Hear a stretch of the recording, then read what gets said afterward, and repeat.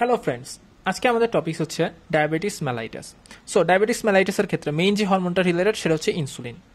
আচ্ছা, সো এখন হচ্ছে ফার্স্ট হচ্ছে দেখি প্যানক্রিয়াস। প্যানক্রিয়াসে কি আছে? প্যানক্রিয়াস হচ্ছে একটা মিক্স গ্ল্যান্ড, যেখানে হচ্ছে এক্সোক্রাইন পোর্শন আছে আর হচ্ছে এন্ডোক্রাইন পোর্শন আছে। ঠিক আছে, তো এক্সোক্রাইন যেটা সেখানে কি আছে? সেখানে হচ্ছে ডাক্ট আছে আর অ্যাসাইনি আছে, মানে অ্যাসাইনিয়ার ডাক্ট আছে। সো অ্যাসাইনিতে কিছু সেল আছে, যে অ্যাসাইনাস সেলগুলো থেকে মেইনলি কি নিঃসৃত হয়, এখান থেকে মেইনলি ডাইজেস্টিভ এনজাইম সিক্রেট হয়। আর ডাক্টাল এপিথেলিয়াম এখান থেকে মেইনলি হচ্ছে বাইকার্বনেট সিক্রেট হয়। আচ্ছা, এছাড়াও কিছু এন্ডোক্রাইন পোর্শন আছে, অর্থাৎ এন্ডোক্রাইন গ্ল্যান্ডস আছে। এই এন্ডোক্রাইন গ্ল্যান্ডসগুলো মেইনলি আইলেটস আকারে থাকে, এগুলোকে বলা হয় islets of Langerhans. So these are more abundant in the tail and 1% of the pancreatic mass. So total pancreatic মাসের 1% হচ্ছে আইলেটস অফ ল্যাঙ্গারহ্যান্স। সো আমরা যদি একটা আইলেটস নেই এভাবে, অর্থাৎ একটা এন্ডোক্রাইন গ্ল্যান্ড এভাবে নেই, তাহলে দেখা যাবে যে এখানে কতগুলা সেল আছে। Mainly beta sell. বিটা সেলগুলো কোথায় আছে? মাঝখানে আছে। আর এর চারদিকে কি আছে? আলফা সেল আছে। এছাড়াও আরো কিছু আছে, সেটা হচ্ছে delta cell and gamma cell. এখন এক্ষেত্রে বিটা সেল থেকে মেইনলি কি কি হরমোন বের হয়? একটা হচ্ছে pro insulin, insulin, C peptide and amylin. আচ্ছা, আলফা সেল থেকে বের হয় গ্লুকাগন অ্যান্ড ডেলটা সেল থেকে বের হয় সোমাটোস্ট্যাটিন। সো অ্যামাইলিন, অ্যামাইলিন জিনিসটা কি? অ্যামাইলিন হচ্ছে these are the small peptide found in the patient with diabetes mellitus in the pancreas. They found amyloid deposits. These amyloid deposits have a special protein that is consist of amylin. আচ্ছা, so এখানে beta sell যেগুলো আছে সেগুলো হচ্ছে সেন্টারিস। এখন যদি আমরা এটার ব্লাড ভেসেলটা দেখি, অর্থাৎ একটা এন্ডোক্রাইন পোর্শন, অর্থাৎ একটা এন্ডোক্রাইন গ্ল্যান্ডের ব্লাড সাপ্লাই যদি দেখি, সেক্ষেত্রে দেখা যাবে যে আর্টারিওল যেটা আসছে সেটা হচ্ছে সেন্ট্রালি আসছে, এর চারদিকে থাকবে হচ্ছে ফেনেস্ট্রেটেড ক্যাপিলারি এবং এরপরে বেরোচ্ছে হচ্ছে ভেনিউল। ঠিক আছে, সো অ্যাট ফার্স্ট আর্টারিতে এখান থেকে বিটা সেল আছে, বিটা সেল হচ্ছে সেন্ট্রাল থেকে কি হবে? তাহলে ইনসুলিন সিক্রেট হবে বিটা সেল থেকে এবং এটা সেন্ট্রাল টু পেরিফেরিতে যাবে। তাহলে insulin from center to periphery that inhibits the alpha cell to release glucagon.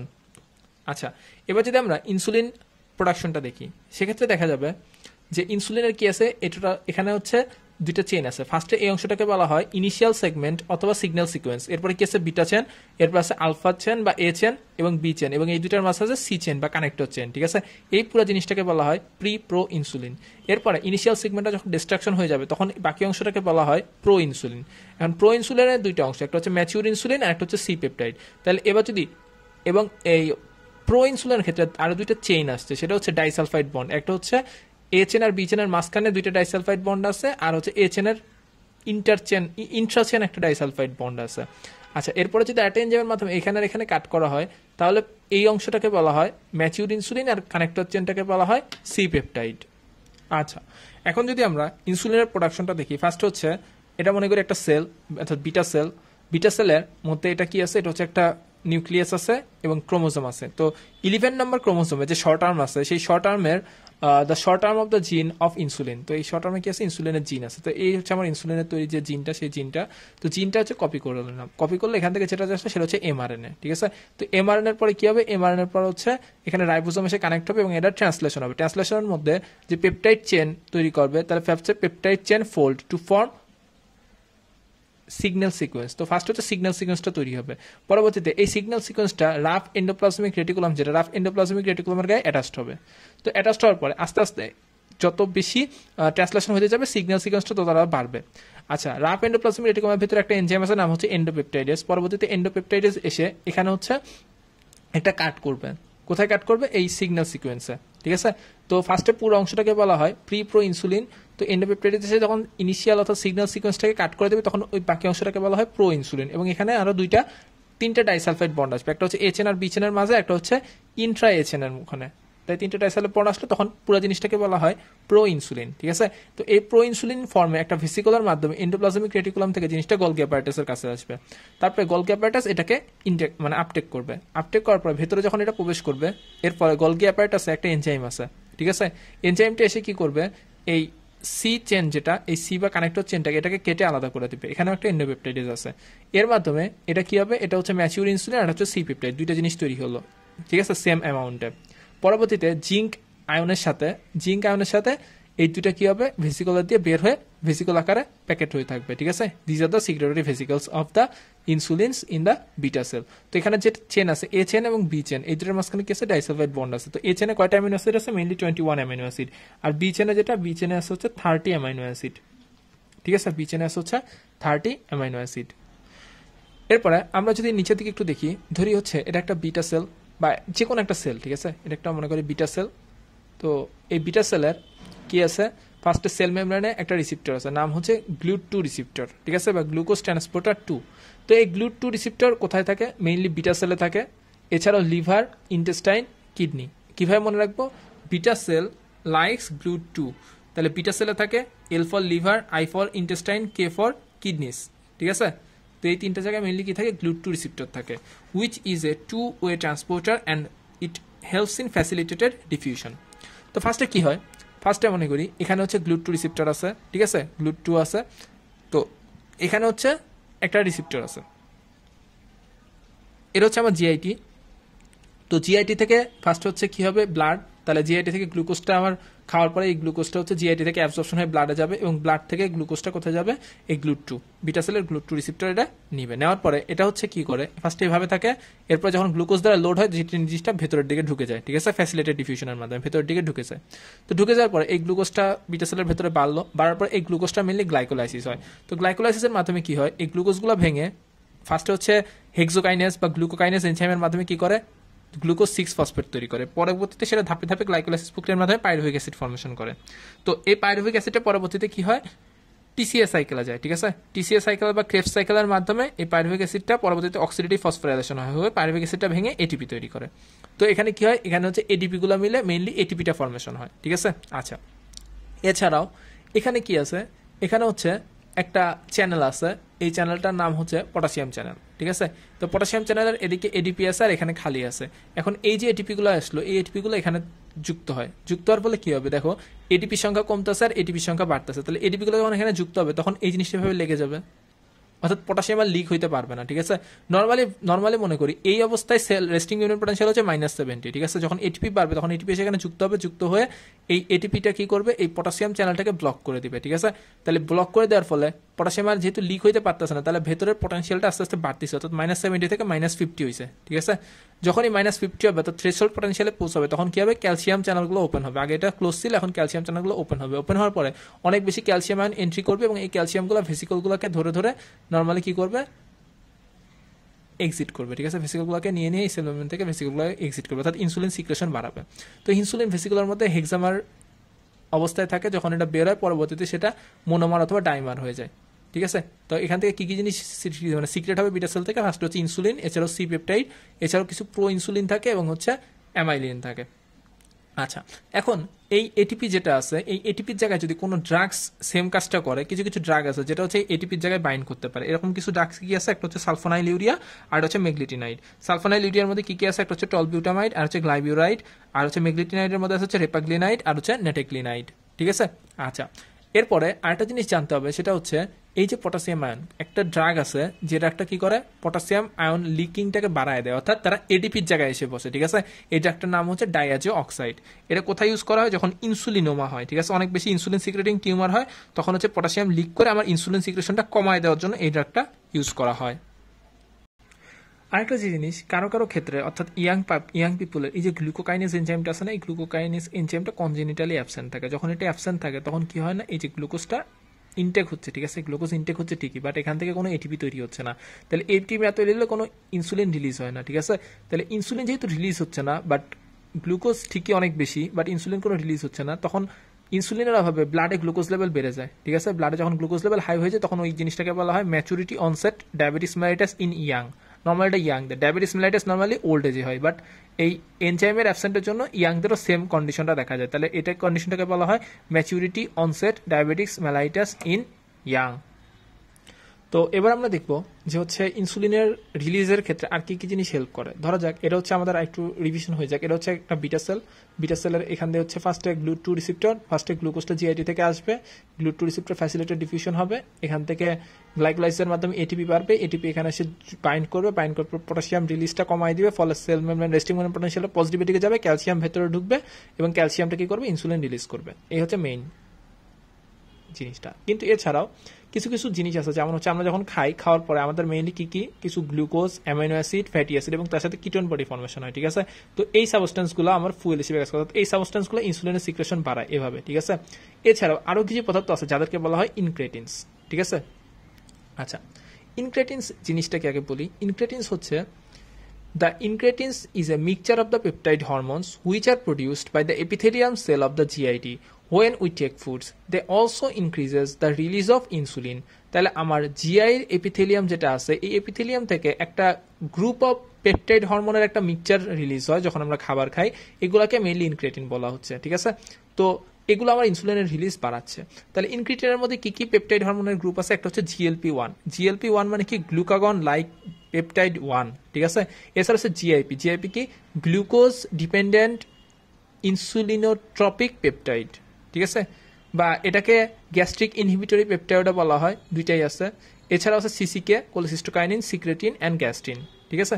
আচ্ছা, এই যে ইনক্রেটিন যেগুলো আছে এই ইনক্রেটিনগুলোর ফাংশন কি? মেইন ফাংশন হচ্ছে এরা হচ্ছে ইনসুলিন সিক্রেশন বাড়ায়। যখন ইনসুলিন সিক্রেশন বাড়বে তখন গ্লুকাগন সিক্রেশন কমায়, এছাড়াও গ্যাস্ট্রিক এমটিও কমায় এবং স্যাটাইটি সেন্টারকে ইনক্রিজ করে। ঠিক আছে, দ্য ইনক্রিজ স্যাটাইটি। আচ্ছা, এইগুলো হচ্ছে ইনক্রিটেন্সের কাজ। এরপরে দেখা যাক ইনক্রিটেন্সের মধ্যে এখন কিছু ড্রাগস আছে। আমরা নর্মালি এখানে এইটুকের মধ্যে যে ড্রাগসগুলো আছে সেটা হচ্ছে নর্মালি এটিপির জায়গায় কারা বসছিল? একটা হচ্ছে সালফোনাইল ইউরিয়া এবং মেগলিটিনাইড। আর এডিপির জায়গায় কারা বসছিল? ডায়াজি অক্সাইড। ডায়াজি অক্সাইডের ক্ষেত্রে একটু কথা বলি, সেটা হচ্ছে ডায়াজি অক্সাইড আমরা এর আগে পড়ছিলাম যে এটা হচ্ছে নর্মালি ইনসুলিনের মতো ইউজ করা হয়। এছাড়াও ডায়াজি অক্সাইডের একটা কাজ আছে, এরা হচ্ছে ডাইরেক্ট ভ্যাসোডাইলেটর। ঠিক আছে, অর্থাৎ স্মুথ মাসেলের যে ব্লাড ভ্যাসেলগুলো আছে এরা হচ্ছে এই স্মুথ মাসেলের ক্ষেত্রে এরা যেহেতু মানে মেইনলি কি করে, এটা হচ্ছে পটাশিয়াম চ্যানেল অ্যাক্টিভেটর। ঠিক আছে, ডায়াজি অক্সাইডটাকে পটাশিয়াম চ্যানেল অ্যাক্টিভেটর। তো পটাশিয়াম চ্যানেল যখন অ্যাক্টিভেট করে তখন পটাশিয়াম লিক হয়ে চলে যায়, তাই অ্যাসিডালকে হাইপার পোলারাইজেশন হয়। ফলে যে মাসেল যেগুলো আছে সেগুলো হচ্ছে মানে মাসেল স্মুথ মাসেলগুলো সেগুলো আর কন্ট্রাক্ট করে না। ঠিক আছে, রিল্যাক্স থাকে। এর ফলে কি ভ্যাসোডাইলেটেশন হয় এবং যার মাধ্যমে তারা বিপি ফল করে। ঠিক আছে, তাহলে হচ্ছে ডাইরেক্ট ভ্যাসোডাইলেটর মেইনলি। আচ্ছা, এছাড়াও ইনক্রেটিনের ফাংশন এর পরে আমরা যেটা দেখবো সেটা হচ্ছে এখানে কিছু জিনিস আছে, যে একটা এনজাইম আছে নাম হচ্ছে DPP4 অর্থাৎ ডাইপেপটাইডাইল পেপটাইডেস 4। ঠিক আছে, এই যে এনজাইম যেটা আছে এই এনজাইমগুলা এই ইনক্রেটিনগুলাকে মানে ডিস্ট্রয় করে দেয়। ঠিক আছে, তো কিছু ড্রাগ আছে যারা হচ্ছে এই DPP4-কে ইনহিবিট করতেছে। ঠিক আছে, সেই ড্রাগগুলাও আমরা তাহলে কি করবো? যদি আমি এটাকে ইনহিবিট করি তাহলে ইনক্রেটিনগুলো বেশিক্ষণ থাকবে, তারা হচ্ছে ইনসুলিন সিক্রেশন করবে। এরকম একটা ড্রাগ হচ্ছে সিটাক্লিপটিন। ঠিক আছে, তাহলে এটা হচ্ছে সিটাক্লিপটিন, সেটা হচ্ছে DPP4 ইনহিবিটর। আর কিছু কিছু অ্যানালগ আছে যারা হচ্ছে গ্লুকাগন লাইক পেপটাইড অর্থাৎ জিএলপির মতোই দেখতে। ঠিক আছে, বাট এদেরকে এই DPP4 ডিস্ট্রাকশন করতে পারে না। এরকম একটা ড্রাগ হচ্ছে এক্সেনাটাইড। ঠিক আছে, এক্সেনাটাইড হচ্ছে synthetic analogue of the GLP-1। আচ্ছা, এখন একটা জিনিস দেখা গেছে, অর্থাৎ একটা গবেষণা করা হয়েছে, এক্সপেরিমেন্টে দেখা গেছে কাউকে যদি ওরাল গ্লুকোজ দেওয়া হয়, ঠিক আছে, তাহলে ওরাল গ্লুকোজ দিলে গ্লুকোজগুলা যেরকম ভাবে বিটা সেলকে ইনসুলিন সিক্রেশন করতে মানে ইনসুলিন সিক্রেশন বাড়াচ্ছে, সাথে সাথে ওরাল গ্লুকোজ দিলে এই যখন ফুড আমরা ইনটেক করি তখন এই গ্যাস্ট্রিক সেলগুলা থেকে কিছু ইনক্রেটিন বেরোয়, ইনক্রেটিনগুলোও ইনসুলিন সিক্রেশন করে। অর্থাৎ এখানে ইনসুলিন সিক্রেশনের ক্ষেত্রে দুইটা মেকানিজম আছে, একটা হচ্ছে গ্লুকোজ আর একটা হচ্ছে ইনক্রেটিন। বাট যদি কাউকে আইভি গ্লুকোজ দেওয়া হয় সেক্ষেত্রে শুধুমাত্র গ্লুকোজটা ইনসুলিন সিক্রেশন বাড়ায়, সেক্ষেত্রে ইনক্রেটিনের কোনো ভূমিকা নেই। সো ওরাল গ্লুকোজ মানে ওরাল গ্লুকোজ লোড দেওয়ার পরে দেখা গেছে ইনসুলিনের লেভেল যেটা সেটা অনেক বেশি আইভি গ্লুকোজের থেকে। ঠিক আছে, আচ্ছা, এখন আমরা দেখবো যে বিটা সেল থেকে ইনসুলিন রিলিজের ক্ষেত্রে আর কোন কোন জিনিস হেল্প করে। একটা হচ্ছে নর্মালি এই যে রিসিপ্টরগুলো আছে এই রিসিপ্টরগুলোর ক্ষেত্রে ফার্স্টে হচ্ছে গ্লুকাগন, গ্রোথ হরমোন এবং কর্টিসল। ঠিক আছে, গ্লুকাগন, গ্রোথ হরমোন এবং কর্টিসল এরা কিভাবে কাজ করে? তো এরা ফার্স্ট এখানে যায়, মানে এখানে একটা রিসিপ্টর আছে সেটা হচ্ছে সার্পেন্টাইন রিসিপ্টর, এটা হচ্ছে জিএস কাপল উইথ জিএস। ঠিক আছে, তো এরা কি করে? এই গ্লুকাগন, গ্রোথ হরমোন, কর্টিসল এরা কি করে? ফার্স্ট হচ্ছে বাইন্ড করে রিসিপ্টরের সাথে, বাইন্ড করে জি স্টিমুলেটর প্রোটিনের মাধ্যমে অ্যাডেনাল সাইক্লাসকে উদ্দীপ্ত করে। ফলে হচ্ছে অ্যাডেনাল সাইক্লাস কি করে?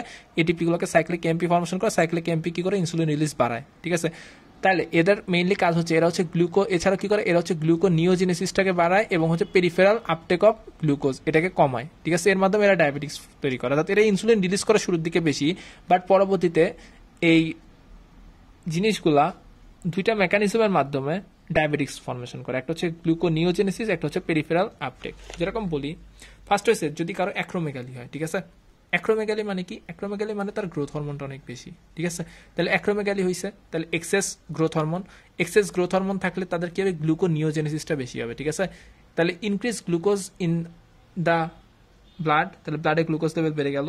এর ফলে কি হবে? It also growth hormone and also growth hormone reduces the uptake of the glucose by the peripheral tissue, এবং তারা পেরিফেরাল টিস্যু থেকে আপটেকটাও কমায় দেয়। ঠিক আছে, but both condition causes chronic hyperglycemia. It stimulate beta cell to produce high amount of insulin, এবং এই জিনিসগুলো কি করে প্রডিউস মানে ইনসুলিন মানে বিটা সেলকে স্টিমুলেট করে to produce high amount of the insulin, but in a long run beta cell get exhausted and diabetics type 2 diabetes mellitus occurs. ঠিক আছে, মানে ফার্স্টের দিকে এরা ইনসুলিন সিক্রেশনটাকে বাড়ায় দিল, পরবর্তীতে যখন অনেকক্ষণ ধরে স্টিমুলেট করে তখন বিটা সেলগুলো এক্সজস্টেড হয়ে যায়, ফলে টাইপ 2 ডায়াবেটিস মেলাইটাস অকার্স। ঠিক আছে, আচ্ছা এছাড়াও আরও কিছু রিসিপ্টর আছে যেমন অ্যাসিটাইল কোলিন। ঠিক আছে, অ্যাসিটাইল কোলিন ইনসুলিন সিক্রেশনটাকে বাড়াচ্ছে। ঠিক আছে, আর হচ্ছে এখানে জি ইনহিবিটরি কাপল টু জি ইনহিবিটরি, এটাতে আছে হচ্ছে তোমার সিম্প্যাথেটিক নার্ভাস সিস্টেম। তো সিম্প্যাথেটিক নার্ভাস সিস্টেম থেকে কি কি বেরোয়, একটা হচ্ছে নরএপিনেফ্রিন, যেটা আলফা 2 অ্যাড্রেনার্জিক রিসিপ্টর, এখানে মেইনলি নরএপিনেফ্রিনগুলো বাইন্ড করে। ঠিক আছে, এই নরএপিনেফ্রিনগুলো যখন আলফা 2 রিসিপ্টরের সাথে বাইন্ড করে তখন এগুলো জি ইনহিবিটরের মাধ্যমে ইনসুলিন সিক্রেশনটা কমায়। আর সিম্প্যাথেটিক নার্ভাস সিস্টেম কখন বেশি স্টিমুলেটেড হয়, যখন আমরা স্ট্রেস, ঠিক আছে, স্ট্রেসের সময়, তখন আমাদের মেইনলি ব্লাডে গ্লুকোজ লাগবে, ইনসুলিন অতটা লাগবে না। স্ট্রেস কেমন হতে পারে, যেমন ফিভার, শক, ইনফেকশন, ট্রমা, এগুলো আর কি। ঠিক আছে, তাহলে এই স্ট্রেসের ক্ষেত্রে আমার হচ্ছে ইনসুলিন সিক্রেশনটা কমে যায়। এছাড়াও আরেকটা হচ্ছে এপিনেফ্রিন। ঠিক আছে, এপিনেফ্রিন এবং হচ্ছে প্যারাসিম্প্যাথিক নার্ভাস, সিম্প্যাথিক আর প্যারাসিম্প্যাথিক। প্যারাসিম্প্যাথিকের ক্ষেত্রে ভেগাস স্নায়ু মানে ভেগাস নার্ভ যেটা, সেটা হচ্ছে মেইনলি হচ্ছে অ্যাসিটাইল কোলিন, সেটা হচ্ছে ইনসুলিন সিক্রেশন বাড়ায়। এছাড়াও এপিনেফ্রিন যেটা অর্থাৎ অ্যাড্রেনাল মেডুলা থেকে যেটা বেরোচ্ছে, সেটা মেইনলি কি বিটা 2 রিসিপ্টরের সাথে বাইন্ড করে। ঠিক আছে, বিটা 2 রিসিপ্টরের সাথে বাইন্ড করলে সেটা কি হয়, অর্থাৎ পজিটিভ ইফেক্ট দেখায়। এরপরে কিছু এমসিকিউ ইম্পর্টেন্ট, সেটা হচ্ছে হিউম্যান, পিগ আর হচ্ছে বোভাইন। হিউম্যান আর পিগের মধ্যে ডিফারেন্স হচ্ছে 1 অ্যামিনো অ্যাসিড, আর পিগ আর হিউম্যান আর বোভাইনের মধ্যে ডিফারেন্স হচ্ছে 3 অ্যামিনো অ্যাসিড। ঠিক আছে, আর সি পেপটাইড যেটা, তার হাফ লাইফ হচ্ছে 30 মিনিট। এরপর হচ্ছে it is the better marker of the endogenous secretion of insulin. ঠিক আছে, endogenous secretion of insulin better marker হচ্ছে কোনটা, সি পেপটাইড। টাইপ 1 ডায়াবেটিস মেলাইটাসে সি পেপটাইড লেভেল ফল করে, টাইপ 2 ডায়াবেটিস মেলাইটাসে সি পেপটাইড লেভেল ইনক্রিজ হয়। ইনসুলিনের মাত্রা অনেক বেশি ইনসুলিন সিক্রেট হয়, তাহলে সেক্ষেত্রে সি পেপটাইড লেভেল অনেক বেশি হাই থাকবে। এক্সোজেনাস ইনসুলিন যদি দেয় তাহলে ইনসুলিন সিক্রেশন কমবে, ফলে সি পেপটাইড লেভেলও কমবে। সোডিয়াম এবং পটাশিয়াম এটিপেজ এটাকে স্টিমুলেট করে, তাহলে সি পেপটাইডের একটা কাজ হচ্ছে they stimulate sodium potassium ATPase pump and stimulate the epithelial cell to secrete nitric oxide. ঠিক আছে, ফর্ম ব্লাড ভেসেল। তো ব্লাড ভেসেল থেকে যদি নাইট্রিক অক্সাইড রিলিজ হয় তাহলে ব্লাড ভেসেলগুলো কি হবে, একটু পার্শিয়ালি ডায়ালেটেড থাকবে। ঠিক আছে, and maintain the health of the microvessel of the retina of the neuron and nephron. তাহলে তারা মেইনটেইন দ্য এই দুইটা মেকানিজম, অর্থাৎ সোডিয়াম পটাশিয়াম পাম্পকে সোডিয়াম পটাশিয়াম এটিপেজকে স্টিমুলেট করে এবং stimulate the epithelial cell to secrete nitric oxide from the blood vessel. এই দুইটার মাধ্যমে তারা কি করে, maintains the health of the microvessel of the retina and the neuron and nephron. আচ্ছা, নাও ইনসুলিন রিসিপ্টর। সো ইনসুলিন রিসিপ্টরের দুইটা সাব ইউনিট আছে, একটা হচ্ছে আলফা সাব ইউনিট যেটা হচ্ছে থাকে এক্সট্রা সেলুলার অর্থাৎ সেলের বাইরে, আরেকটা থাকে হচ্ছে বিটা সাব ইউনিট যেটা থাকে ইন্ট্রা সেলুলার অর্থাৎ অর্ধেক বাইরে অর্ধেক ভেতরে। ঠিক আছে, তো দুইটা সাব ইউনিট আছে এবং এই দুইটা সাব ইউনিটের মাঝখানে বন্ড আছে। তো দুইটা আলফা সাব ইউনিটের মাঝখানে একটা বন্ড আছে আর আলফা বিটার মাঝখানে বন্ড আছে। ঠিক আছে, আচ্ছা এখন ফার্স্টে হচ্ছে ইনসুলিন এসে বাইন্ড করে কোথায়, আলফা রিসিপ্টরের সাথে, অর্থাৎ ইনসুলিন রিসিপ্টর আলফা সাব ইউনিটের সাথে যখন ইনসুলিন বাইন্ড করে তখন কি হয়, তখন হচ্ছে intracellular tyrosine kinase activity causes autophosphorylation of the beta subunit by cross phosphorylations. So beta সাব ইউনিটের একটা টাইরোসিন কাইনেজ অ্যাক্টিভিটি স্টিমুলেট হয়, ফলে টাইরোসিন কাইনেজের মাধ্যমে এই বিটা সাব ইউনিট কি করে, এটাকে ফসফোরাইলেট করে এবং এই বিটা সাব ইউনিট কি করে, এটাকে ফসফোরাইলেশন করে। তাহলে কস ফসফোরাইলেশনের মাধ্যমে বিটা সাব ইউনিটটা কি হয়, ফসফোরাইলেটেড হয়। যখন বিটা সাব ইউনিটটা ফসফোরাইলেটেড হয় তখন এর সাথে আরেকটা প্রোটিন এসে যুক্ত হয়, নাম হচ্ছে আইআরএস অর্থাৎ ইনসুলিন রিসিপ্টর সাবস্ট্রেট। তাহলে phosphorylation of the beta subunit causes the phosphorylation of the insulin receptor substrate. তখন ইনসুলিন রিসেপ্টর সাবস্ট্রেটের যে টাইরোসিনগুলো আছে এগুলোর সাথে কি হয়, ফসফোরাইলেশন হয়। যখন এটা ফসফোরাইলেশন হয় এর ফলে কি হয়, এর ফলে হচ্ছে একটা ডোমেইন যেটা থাকে যার নাম হচ্ছে SH2 অর্থাৎ সার্ক হোমোলজি 2 ডোমেইন। ঠিক আছে, তো এই রিসেপ্টর আইআরএস এর সাথে যে SH2 অর্থাৎ সার্ক হোমোলজি 2 যে ডোমেইনটা আছে এই ডোমেইনটা কি ওপেন হয়। যখন এই ডোমেইনটা ওপেন হয় তখন এখানে যে জিনিসটা সে যুক্ত হয় তার নাম হচ্ছে একটা এনজাইম নাম হচ্ছে ফসফাটাইডিল ইনোসিটল 3 কাইনেজ, এটা সে স্টিমুলেট হয়। ঠিক আছে, তখন এই এনজাইমটা কি করে, এই এনজাইমটা হচ্ছে প্রোটিন কাইনেজ বি যেটা আছে, ঠিক আছে, অর্থাৎ এরা হচ্ছে কি করে, এরা হচ্ছে ইনোসিটল ট্রাইফসফেট। ঠিক আছে, অর্থাৎ PIP2 যেটা ফসফোরাইল ইনোসিটল ডাইফসফেটকে এটা ফসফোরাইলেট করে ফসফোরাইল ইনোসিটল ট্রাইফসফেট তৈরি করে। ঠিক আছে, এরপরে এর সাথে PKD এসে যুক্ত হয় অর্থাৎ ফসফোরাইডিয়াল ডিপেন্ডেন্ট কাইনেজ এনজাইম যুক্ত হয়। যুক্ত হওয়ার পরে এখান থেকে একটা ফসফেট নিয়ে যায়, নিয়ে কি করে PKB হয় অর্থাৎ প্রোটিন কাইনেজ বি আসে। ঠিক আছে, বি আসার পরে কি করে এই প্রোটিন কাইনেজ বি যেটা, এই প্রোটিন কাইনেজ বি কি করে এই মানে অনেকগুলো যেহেতু ফসফোরাইলেশন হয়েছে তখন এই জিনিসটা কি করে, এই যে ইনসুলিন যে রিসিপ্টার অর্থাৎ চ্যানেল যেগুলো আছে, ঠিক আছে, অর্থাৎ যেগুলো মাধ্যমে গ্লুকোজ ভেতরে ঢুকবে, এই গ্লুকোজ চ্যানেলগুলোকে কি করে, ওপেন করে।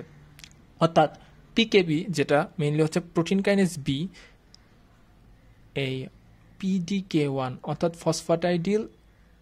ফসফাটাইডিল ডিপেন্ডেন্ট কাইনেজ 1, এটা যখন ফসফেট একটা গ্রহণ করে, এখান থেকে গ্রহণ করে পিকেবি হয়। এই পিকেবি কি করে, it causes the GLUT4 receptor, ঠিক আছে, it cause the GLUT4 receptor from intercellular to the cell membranes. As a result the glucose এছাড়াও কিছু পটাশিয়াম, ফসফেট, অ্যামিনো অ্যাসিড এগুলো কি করে সেলের ভেতরে এন্টার করে।